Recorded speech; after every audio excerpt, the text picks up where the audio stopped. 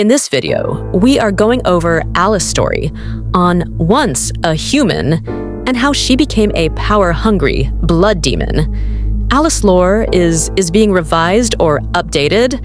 I don't know which is the exact term, but yes, she has a new story. But it still has somehow elements from the old lore.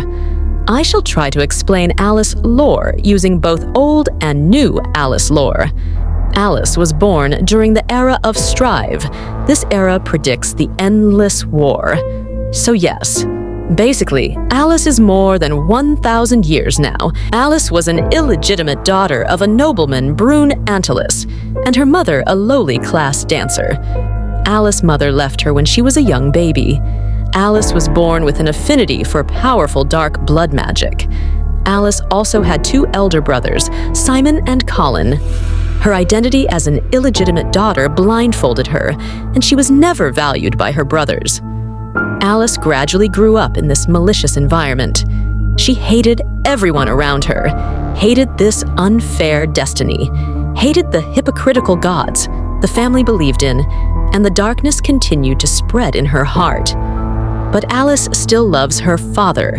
Her father would often show the family crown, telling her tales of family's past glory. Using the gift of dark magic, Alice, she paved a way for the Antilus family. Despite being hated and bullied by her brothers, Alice always loved her father. Due to practice of dark magic, she was arrested and tortured by the Monastery of Light. Alice gritted her teeth and revealed none of family dark secrets. She stayed loyal to the Antilus name. While being imprisoned, a mysterious figure, the god of darkness, came to her and told a shocking truth. Her whole life, she is nothing but a pawn of her family, of her father. Alice couldn't believe. She simply dismissed the thought. She believed her father is the only one that loves her. The god of darkness dropped an orb to Alice and unlocked the prison door, freeing her. Covered in wounds, Alice made her way home only to overhear a conversation between her father and the elders. Her failure and capture had been a calculated deal between the Antilus family and the Monastery of Light in a bid to restore the family's former glory. And love? Alice looked at her father and saw only cold eyes. Love never existed. From the beginning, there had only been her worth, desires, and lies. Her birth was permitted because of her talent, her freedom granted because she had use to the family. Love was a sweet poison that finally showed its true nature. The family had long prepared magic to suppress Alice. They watched coldly as she was pinned to the ground, struggling like a wounded animal. They had already arranged for her to be taken back by the Monastery of Light. But at the peak of her despair, the orb in Alice's possession began to glow. She knew that mysterious figure might be another player in the Antilus family, trying to use her. But what did it matter?